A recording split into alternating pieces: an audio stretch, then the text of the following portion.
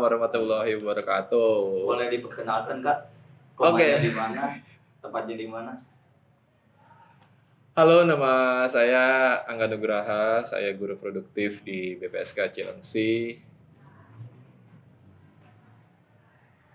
Ngajarin DKV dan multimedia. Kalau boleh tanya tentang Kang ngajar di BPSK, boleh Kak? Ngajar apa aja? Apa sih? Nanya. Apa ya? Boleh juga. Selalu. Mau nanya apaan sih? Kalau boleh tahu Kak, Oke. Kang ngajar kelas berapa aja sih? Terus mapel apa saja yang Kang ajarkan?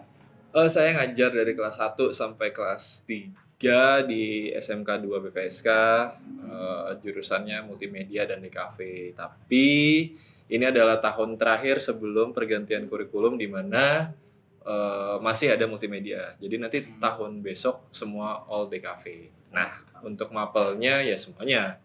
Dari teknopreneur, dari bisnis DKV, dari tipografi, dari sketsa, dari apapun itu semua sama saya. Oke, baik Kak. Kang melihat perkembangan industri multimedia dan DKV dalam beberapa tahun terakhir tuh gimana? Makin buruk atau makin buruk? Makin keren sih, Gak.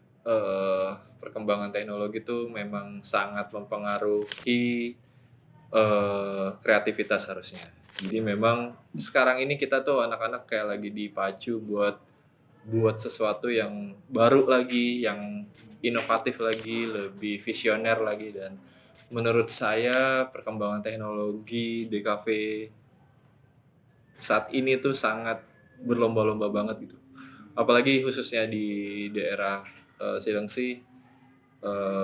Di sekitar kita ada SMK SMK lain yang ada DKV dan multimedianya. Nah, kita tuh selalu mantau sekolah-sekolah situ. Jadi mereka lagi ngapain, kita seenggaknya harus bisa up to date dalam keadaan dan zaman sekarang.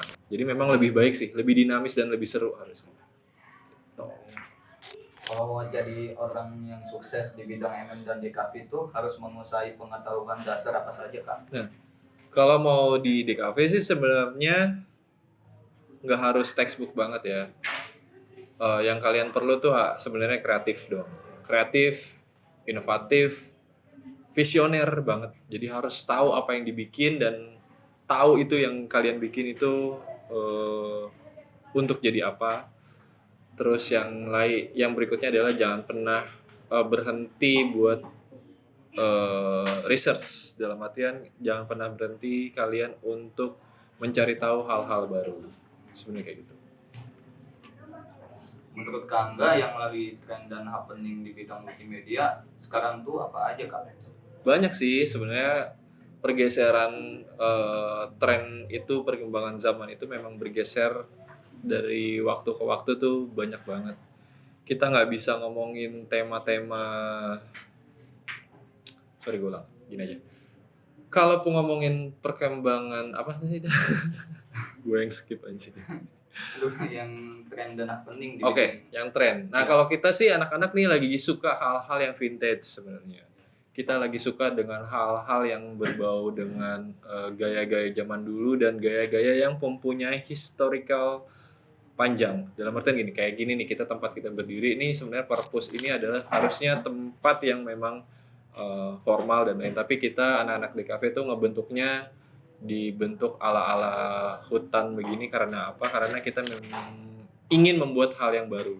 Oke, kalau pertanyaan yang lagi trend dan happening saat ini, kalau kita sih di anak-anak di kafe nih, khususnya BPSK Cilengsi, kita tuh lagi suka hal-hal yang berbau vintage, hal-hal yang kita nyebutnya tuh rare banget. Kalau lebih dalamnya lagi, hal-hal yang mempunyai sisi historical panjang. Nah, jadi kita memang lagi membuat tema-tema kayak kelas 10 nih lagi jalanin namanya wood series. Jadi kita bikin hal-hal dari kayu-kayu bekas jadi lampu. Terus kayak ini ruangan yang kita dudukin ini, bahwa ini sebenarnya perpustakaan yang tadinya formal, kita bikin ala-ala semi hutan begini dengan tujuan hijau, biar oksigennya juga banyak ketika baca buku. Filosofinya gitu, kita baca buku butuh oksigen agar kepala lebih lancar dan lain-lain. Jadi memang hal-hal yang memang unik yang kita lagi jalanin adalah hal-hal yang vintage dan berbau-bau rare dan natural. Kalau menurut kita itu. Tapi kalau secara general ya itu yang saya bilang bahwa pergeseran zaman dan pergeseran gaya itu sangat dinamis saat ini. Tapi kalau kita bicara di BPSK yang tadi saya bilang bahwa vintage, rare dan mempunyai nilai historikal yang panjang. Oh, oke. Gimana sih cara Kangga kasih motivasi ke siswa yang males buat kreatif? Gini, malas itu banyak faktor ya. Lingkungan, sahabat, teman, bahkan keluarga, bahkan lingkungan sekolah pun juga guru-guru yang nyebelin juga sebenarnya jadi faktor anak-anak tuh malas. Tapi kalau di DKV itu sebenarnya kalian tuh harus happy sih jalaninnya. Kalian tuh harus seneng karena gini, apa yang kalian bikin, apa yang kalian ciptakan di DKV itu rasanya bakal nyampe ke publik gitu ya. Kayak tadi pernah aku bilang kayak misalkan Yoga bikin lukisan tapi pas lagi ngelukis tuh lagi galau gitu. Hasil lukisan itu pasti publik bisa rasain gitu. Iya nih, si pelukis lagi galau nih. Pasti berasa, apapun yang kalian bikin juga begitu. Makanya tuh suasana kalian ketika membuat sesuatu tuh harus happy. No pressure, nggak ada beban rumah tuh ditinggalin dulu, beban pacar ditinggalin dulu, beban siapapun ditinggalin ketika lagi bekerja membuat sesuatu. Makanya salah satu cara untuk anak-anak jadi nggak malas tuh happy aja dulu.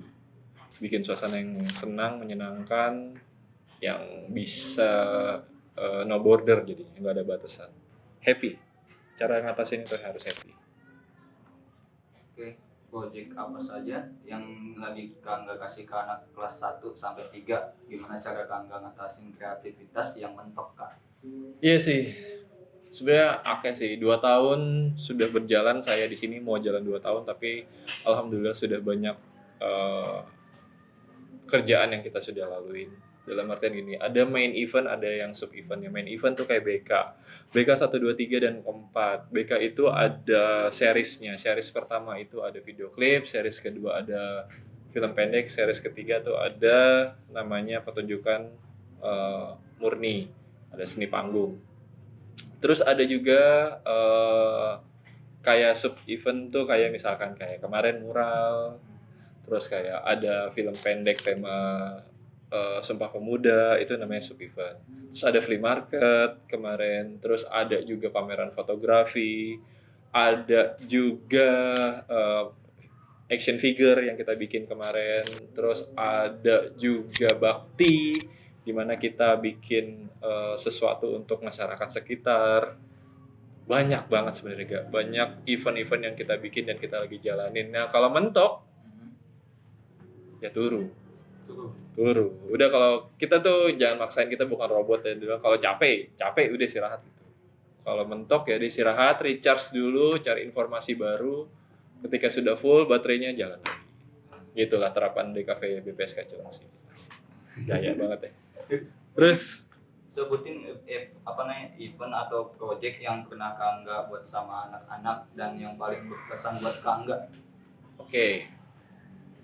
Kalau ditanya sebulan atau 2 bulan, 3 bulan lalu pasti saya bilangnya bulan karya 3. Tapi karena ditanyanya sekarang, saya mau ngasih tahu bahwa ada hal yang paling berkesan yaitu kemarin baru kita lakukan di penghujung tahun 2023, yaitu kita berhasil mendapatkan proyek kakap, dalam artian proyek besar. Proyek yang nilai rupiahnya tuh gede banget. Kita berhasil merebranding sebuah tempat wisata di belakang sekolah kita kebetulan. Jadi kita buatin logonya, kita buatin sound systemnya, kita buatin desain, semuanya kita yang ngatur. Kita bikinin photo booth, kita bikin mural, kita bikin landscape tanaman, kita bikin 3D, segala macamnya kita bikin situ dan nilainya itu besar banget. Pengerjaannya 2 minggu dan itu dilakukan pada saat liburan sekolah. Dan menurut saya itu adalah hal pencapaian saat ini ya. Kedepannya mungkin ada yang lebih baik lagi dan lebih keren lagi. Tapi kalau saat ini di penghujung tahun 2023 adalah merebranding sebuah tempat kemarin itu adalah hal yang paling membanggakan untuk anak-anak BPSK DKV khususnya. Rupiah nilai kontrak, pitching, persentase kita lakuin bersama dan kita lalui bersama, dan hasilnya bisa kalian nikmati dan hasilnya bisa dinikmati sama ribuan orang untuk menikmati hasil kalian. Oke, jadi menurut saya itu kemarin adalah proses merebranding suatu tempat wisata itu adalah hal paling besar dan hal yang paling menyenangkan yang anak-anak DKV lakukan terakhir. Oke. Ada saran nggak buat anak-anak yang mau mulai karir di industri MM dan DKV? Saran dari saya sih, uninstall TikTok kalian nggak deh? Nggak. Saran saya tuh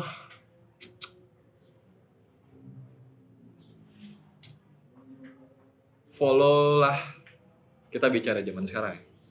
Follow lah Instagram tuh yang keren-keren. Mulai dari hal kecil itu dulu deh.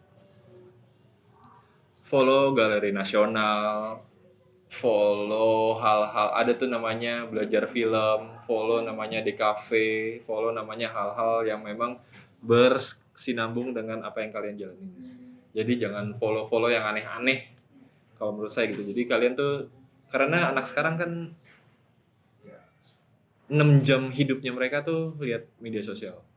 Kalau kalian mulai dari start untuk follow akun-akun yang memang literasinya nyambung dengan apa yang kalian lakukan, pasti kalian tuh bakal lebih pintar ke depannya. Jadi mulai hal-hal kecil termasuk dari follow Instagram dan lain-lain. Mulai baca buku, mulai nonton yang banyak, mulai cari referensi dan mulai perbaiki gizi kalian dari hal-hal yang tidak penting. Contohnya, mulai perbaiki gizi kalian tentang apa ya namanya tuh, selera. Jadi yang biasanya selera kalian tuh cuman, biasa cewek-cewek nih, biasa selera kalian cuman maunya drakor aja.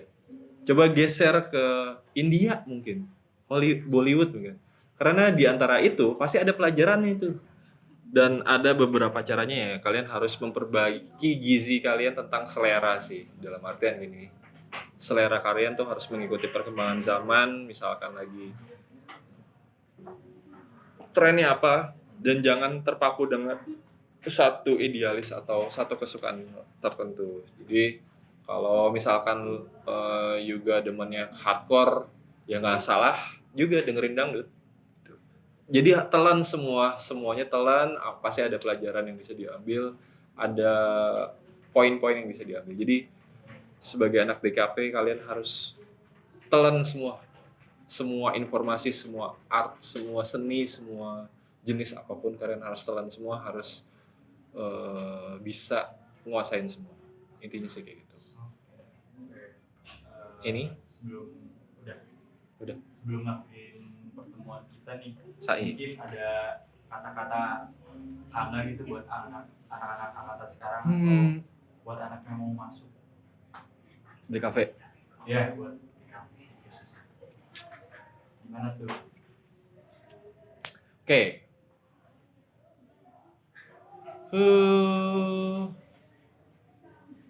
2005 ketika saya lulus SMA, ini cerita sedikit ya. Saya punya teman 3 sahabat tuh, saya, teman saya 2 orang. Akhirnya satu anak ini memilih masuk salah satu kampus di Cikini. Dia masuk Institut Kesenian Jakarta, dan kita berdua tuh belajar banyak dari dia karena dia ngambil DKV. Setiap hari itu dia pulang nggak pernah bersih, selalu kotor.